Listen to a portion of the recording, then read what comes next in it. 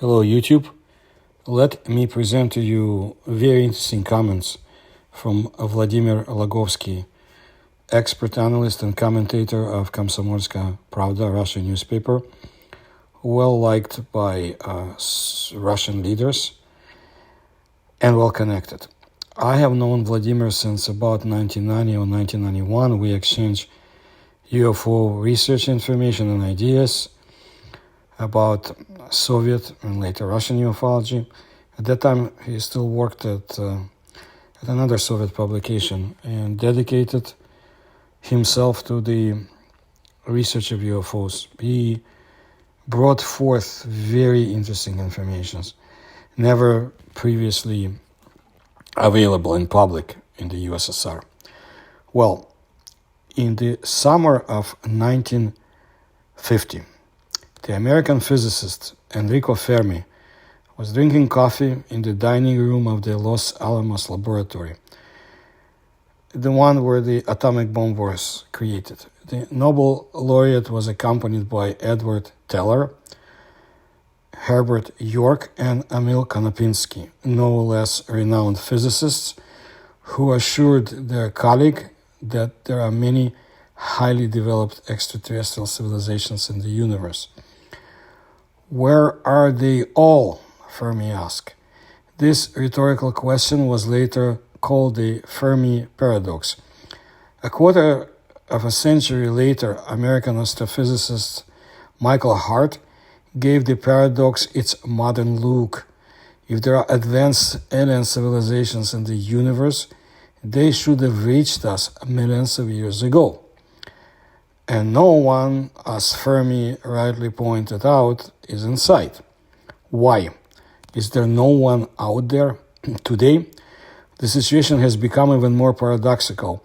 As it turned out, there are 400 billion stars, like the Sun, in our Milky Way galaxy alone. 18% of them form planetary systems that include at least one Earth-like planet. And there are about 300 million such planets. Are they all uninhabited? Not to mention the rest of the universe, where there are an infinite number of galaxies like ours. Alas, there have been no scientifically proven facts that extraterrestrial civilizations exist, and it's been like that for 75 years. But there are many explanations for why aliens behave this way. They don't call, they don't write, and they don't show up. Here are the 5 most plausible hypotheses according to Vladimir Logovsky. 1.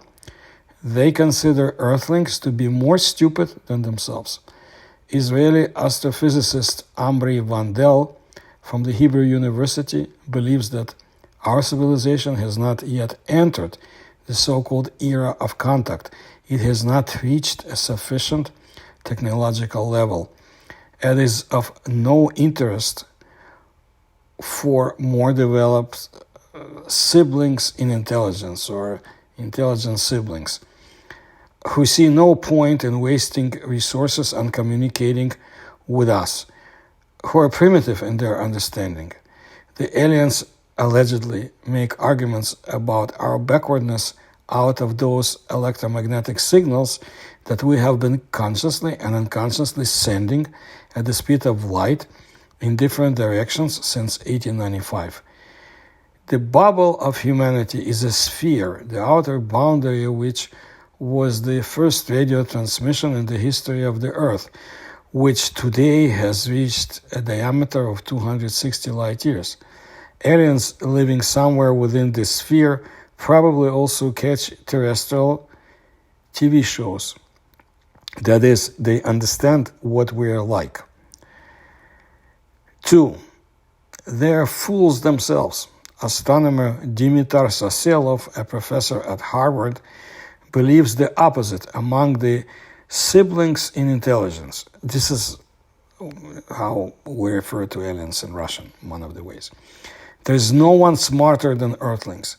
The main argument of the scientists is that the time required for the appearance of even the simplest organisms in the universe may well be compatible to its age, which is estimated at 13.8 billion years. From Sasilov's calculations, it follows that for the first billion spent years, the stars converted primarily hydrogen and helium into oxygen, iron, silicon, carbon, and other heavy elements necessary for the formation of planets. It took another 8 to 9 billion years to mold them and create habitable conditions. In total, 9 to 10 billion years. The Earth, which is about 4.5 billion years old, fits well into this time frame.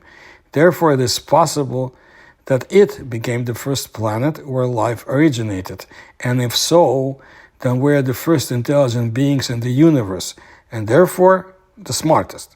The astronomer assures us that the siblings in intelligence have advanced in technical progress no further than us, so they couldn't have flown here in the past, and it's naive to expect alien visitors in the near future. 3. They have already died. Stuart Armstrong and Anders Sandberg from Oxford University believe that the Earth is a later child of the universe. There is evidence that most planets similar to it were formed 1 to 2 billion years earlier, and the civilizations that have gone far ahead in their development. But it is unlikely that we will ever meet with the big brothers. They're already gone for a long time and for various reasons. The universe itself could have destroyed them.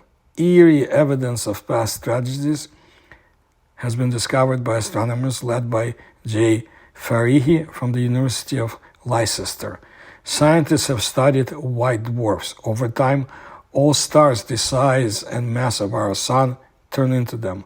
But before that, they swell to 100 times and, becoming red giants, swallow up the planets that were with them. Any dwarf contains the undigested remains of what it has eaten, the chemical elements that made up the planets. Farahi and his colleagues studied the radiation of 146 white dwarfs, and they found calcium lines in their spectra. And calcium is both hard rocks and bones. Where calcium was found, an increased content of hydrogen was also found. And hydrogen is water. Water is life. Calcium and water together are rocky planets with oceans, like our Earth. A specific combination of elements was found in 109 dwarfs. It seems that the stars that once looked like the Sun had solid planets with water suitable for habitation. Conclusion: most of the white dwarfs in our galaxy now shine with bright memorial lights, and that's all that's left of the civilizations that died there. 4. And they're being cautious. Adrian Kent from the Canadian Institute of Theoretical Physics is sure that there are not so many useful resources in space, outer space. Therefore, advanced civilizations are forced to compete for them or even fight with other siblings in intelligence or intelligent siblings. The surviving alien races are becoming very cautious, and they begin to hide their existence in every possible way. According to Kant, the self-promotion in outer space that humanity adheres to today is not the most reasonable. God forbid we will attract some space colonizers to ourselves. 5. Space homebodies.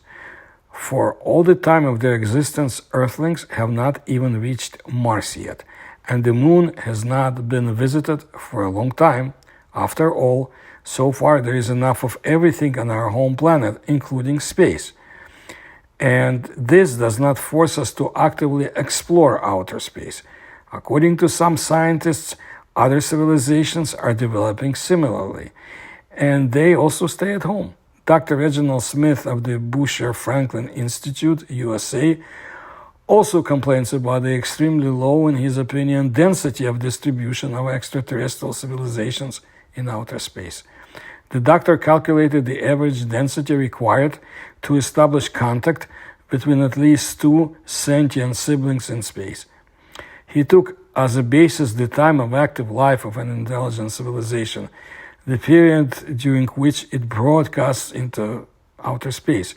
He took into account that the strength of radio signals decreases with distance, and they blend into the background. The result, if the active lifetime is taken as 1,000 years, and so far we have been signaling for 130 years, it turns out that more than 200 civilizations can exist in the Milky Way, unaware of each other and tormented by the Fermi paradox. Alas, it must be admitted, if the speed of movement in space is limited by the speed of light and there are no wormholes, passages connecting distant galaxies in a short way, then one cannot count on contact with other civilizations, which may be hundreds or even thousands of light years away. So that's what I wanted to let you know today. I have brought other interesting information about Russian research into the, of course, outer space and possibilities of sentient civilizations out there and much more. And if you're interested, you can find it all in my channel. And if you like my research, you can support through the links you find in the description to this video. Please like my videos. Please subscribe to my channel. Thank you.